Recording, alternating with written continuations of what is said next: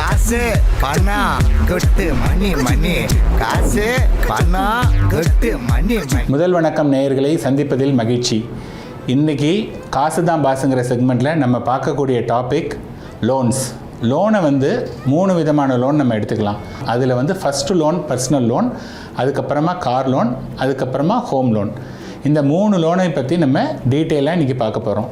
கடன் பட்டார் நெஞ்சம் போல் கலங்கினான் இலங்கை வேந்தன் அப்படின்னு சொல்லிட்டு வார்த்தை நம்ம கேள்விப்பட்டிருக்கோம். அதாவது கடன் இருந்ததுன்னா ஒரு இலங்கைக்கே ராஜாவாக இருந்தால் கூட அவன் வந்து ரொம்ப வருத்தப்படுவான் அப்படின்னு சொல்லிட்டு. ஸோ கடன் இல்லாத வாழ்க்கை தான் நல்ல வாழ்க்கை, கடன் இருந்தால் தூக்கம் வராது, இதெல்லாம் வந்து பார்த்திங்கன்னா முன்னாடி சொல்லப்பட்ட வார்த்தைகள். ஆனால் இன்றைக்கி அதுக்கு வந்து ரிலவன்ஸ் இருக்கா அப்படின்னா ரிலவன்ஸ் வந்து இல்லை.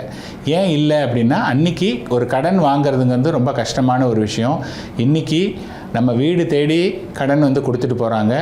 அப்போ நமக்கு வந்து கடன் ஈஸியாக கிடைக்கும்போது நம்ம கடன் வாங்கிறதுக்கு நிறையவே ஆப்பர்ச்சுனிட்டி இருக்குது. அதனால தான் நிறைய பேர் அந்த கடனை வாங்கி மாட்டிக்கிறாங்க.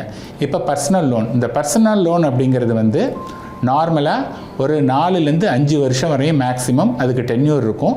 அதில் வந்து ஒரு 13-14% வந்து மினிமம் அந்த பர்சனல் லோன் வேரி ஆகும். ஸோ 13லேருந்து ஆரம்பிக்கிறது வந்து 22-23 வரையும் வேரியேஷன் இருக்கும். இப்போ நம்ம வாங்கும்போது அந்த லோனுக்கு நம்ம கட்டக்கூடிய தொகை எவ்வளவு அப்படிங்கிறது பார்க்கணும். லோனில் வந்து 2 விதமான லோன் இருக்குது. ஒன்று வந்து குட் டெட், இன்னொன்று பேட் டெட். இப்போ வந்து என்ன சொல்லுவாங்கன்னா உடம்புல வந்து கொலஸ்ட்ரால் வந்து ரொம்ப இம்பார்ட்டன்ட். கொலஸ்ட்ராலில் வந்து good cholesterol, bad cholesterol 2 cholesterol இருக்குது. குட் கொலஸ்ட்ரால் வந்து நல்லது, ஓரளவுக்கு வந்து மினிமம் இது இருக்கணும். பேட் கொலஸ்ட்ரால் அப்படின்னதுன்னா நம்ம ஒபீஸ் ஆகிடுவோம், அது வந்து கெடுதல். இன்றைக்கி நீங்கள் வந்து ஒரு இடத்துலேருந்து இன்னொரு இடத்துக்கு போகிறீங்க, அங்கே கம்யூட் பண்ணுறதுக்கு ரொம்ப கஷ்டமாக இருக்குது. அதனால் உங்களுக்கு ஒரு 2 வீலர் இருந்ததுன்னா சௌரியமாக இருக்கும் அப்படின்னா அன்றைக்கி நீங்கள் வந்து அதுக்கு பர்சனல் லோன் போகலாம். அல்லது உங்களுடைய ஜாபில் வந்து இன்றைக்கி எல்லாம் ஒர்க் ஃப்ரம் ஹோமில் வந்து பண்ணும்போது எனக்கு ஒரு நல்ல லேப்டாப் நல்ல லேட்டஸ்ட் இருந்ததுன்னா என்னுடைய வேலையெல்லாம் சீக்கிரமாக முடியும் அப்படின்னா அதுக்கு நீங்கள் வாங்கலாம். இதெல்லாம் வந்து it is equal to good debt. இதுக்கு வந்து நீங்கள் பர்சனல் லோன் போனால் ஓகே. அதே சமயத்தில் வந்து உங்கள் ஃப்ரெண்ட்ஸு சொல்கிறாங்க, இந்த மந்த்து வந்து நம்ம வெக்கேஷனுக்கு எல்லோரும் கோவா போகலாம், அல்லது இந்த வேறு தாய்லாந்து போகலாம், பணம் இல்லை அப்படின்னா என்ன பண்ணுறது? பணம் இல்லைன்னா ஒன்றும் கவலைப்படாதீங்க. எல்லோரும் வந்து பணம் கொடுக்கறதுக்கு இன்றைக்கி வந்து buy now pay later, BNPL அப்படிம்பாங்க. அதெல்லாம் வந்து இன்றைக்கி ஆர்டர் ஆஃப் த டே. அப்போ வந்து நம்மளுடைய சந்தோஷத்துக்காக கடனை வாங்கி செலவு பண்ணும்போது நம்ம அங்கே தான் வந்து மாட்டிக்கிறோம். ஸோ இது வந்து பேட் டெட்டில் வருது. இதை வந்து நீங்கள் அவாய்ட் பண்ணணும். இது வந்து நம்ம பர்சனல் லோனை பற்றி நம்ம பேசணும். அடுத்து வந்து கார் லோன். இப்போ கார் லோனில் வந்து உங்களுக்கு 2 விதமான இதில் நீங்கள் அப்ரோச் பண்ணலாம். ஒன்று, இன்றைக்கே வந்து ஒரு கார் வாங்குறீங்க, இன்றைக்கி காருடைய விலை 10 லட்ச ரூபா அப்படின்னா அதுக்கு 2 லட்ச ரூபா முன்பணம் கொடுக்கணும். அந்த 8 லட்ச ரூபாய்க்கு நீங்கள் வந்து மந்த்லி ஒரு 5 வருஷத்துக்கு 16,000 ரூபா வந்து நீங்கள் இன்ட்ரெஸ்ட் பே பண்ணணும். அப்போ பண்ணிங்கன்னா 5 வருஷம் கழித்து உங்களுக்கு வந்து கார் சொந்தமாகும். ஆனால் நீங்கள் பே பண்ணக்கூடிய மணி வந்து ஜாஸ்தி. அதுக்கு பதிலாக நீங்கள் என்ன பண்ணலான்னா அந்த ஒரு 2 லட்ச ரூபாயை வந்து 2 லட்ச ரூபாயை ஒரு மியூச்சுவல் ஃபண்டில் லம்சம் மாதிரி போட்டுட்டு அந்த இஎம்ஐயை வந்து எஸ்ஐபியில் போட்டிங்க அப்படின்னா 5 வருஷம் கழித்து நமக்கு வந்து கிடைக்கக்கூடிய மணியில் நம்ம டைரெக்டாக ஒன் பேமெண்ட்லேயே வந்து அந்த காரை வாங்கிக்கிறதுக்கான ஆப்பர்ச்சுனிட்டி வந்து நிறைய இருக்குது. ஸோ இந்த கார் லோன் வந்து ரஃப்லி அபவுட் 13-14% இருக்கும். அந்த காருமே வந்து நமக்கு வந்து வெளியில் போயிட்டு வரத்துக்கு ரெயின் ஆர் ஷைன் நமக்கு வந்து கார் வேணும். அந்த கார் வந்து ஒரு பேசிக் கார் இருந்ததுன்னா போதும். அதுக்கு அடுத்தது வந்து ஹோம் லோன். இப்போ ஹோம் லோன் தான் வந்து அதிகமாக எல்லோரும் யூஸ் பண்ணக்கூடிய ஹோம் லோன். இதில் வந்து என்ன பெரிய சேலஞ்ச் அப்படின்னா இன்றைக்கி நீங்கள் வந்து ஒரு 50 லட்ச ரூபா லோன் எடுக்கிறீங்க அட் த ரேட் ஆஃப் 9% அப்படின்னு பார்த்தீங்கன்னா நீங்கள் பே பண்ணக்கூடிய இன்ட்ரெஸ்ட் 50 லட்ச ரூபா லோனுக்கு ஒரு 55 லட்ச ரூபாயோ 60 லட்ச ரூபாயோ வரையும் நீங்கள் பே பண்ணணும். ஸோ 50 லட்ச ரூபா லோனுக்கு 1,05,00,000 1,10,00,000 ரூபாயோ depending on the interest rate நம்ம பே பண்ணுவோம்.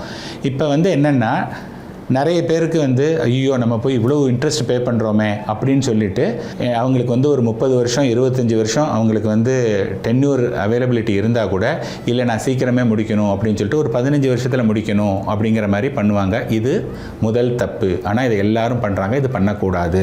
2வது தப்பு வந்து என்னென்னா அவங்க மினிமம் வந்து 20% ஆஃப் த மணி, 50 லட்ச ரூபா வீடுனா 20% 10 லட்ச ரூபா மட்டும் நீங்கள் கொடுத்தாலே போதும். ரிமைனிங் 40 lakh rupees அவங்க லோன் தரத்துக்கு ரெடியாக இருக்காங்க. இருக்காங்க. ஆனால் நம்ம என்ன பண்ணுறோம், 10 லட்ச ரூபாயும் போட்டுட்டு அப்பா அம்மாட்ட, மாமனார் மாமியார்ட்ட, அப்புறம் ஃப்ரெண்ட்ஸ்கிட்ட அல்லது நம்ம வேறு ஏதாவது இன்வெஸ்ட் பண்ணுறதுன்னா அது எல்லாத்தையும் எடுத்துகிட்டு கொண்டு போய் 10க்கு பதிலாக 20 25 போட்டுட்டு நான் வந்து கம்மியான அளவுக்கு வந்து லோன் கட்டணும் அப்படின்னு நிறைய பேர் நினைக்கிறாங்க. இது 2வது தப்பு.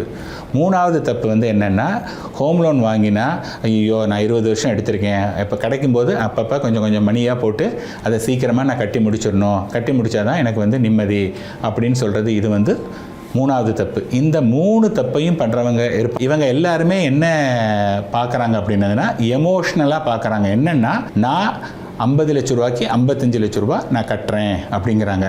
பெரிய பெரிய பணக்காரங்கள்லாம் வந்து பார்த்தீங்க அப்படின்னா, ஃபார் எக்ஸாம்பிள் முகேஷ் அம்பானி வந்து 2020 கோவிட் போது அவருக்கு இருந்த கடன் வந்து 1 லட்சம் கோடி.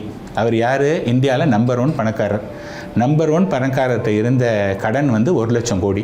அது அவர் என்ன பண்ணார்னா, நவம்பர் 2020 அந்த சமயத்தில் சில ஸ்டேக்ஸ் எல்லாம் விற்றுட்டு அதை வந்து சரி பண்ணிட்டார். அதுக்கப்புறமா வந்து பார்த்தோம் அப்படின்னா, இப்போ திருப்பி ரீசெண்டாக வந்து பார்த்தோன்னா அவர்கிட்ட 3 லட்சம் கோடி கடன் இருக்குது.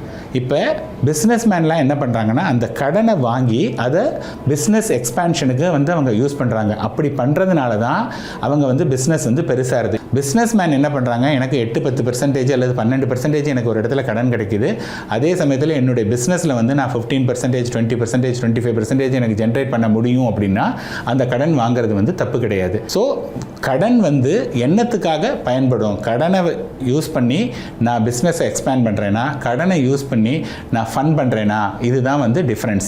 நீங்கள் கடனை யூஸ் பண்ணி ஃபன் பண்ணிங்கன்னா உங்களுக்கு லாஸ். ஸோ இந்த 3 லோன்லையுமே வந்து நீங்கள் ப்ராப்பராக பிளான் பண்ணி எடுத்தீங்க அப்படின்னதுன்னா நீங்கள் தான் வந்து பாஸ். அதை சரியாக பண்ணலை அப்படின்னதுன்னா அது உங்களுக்கு தான் லாஸ்.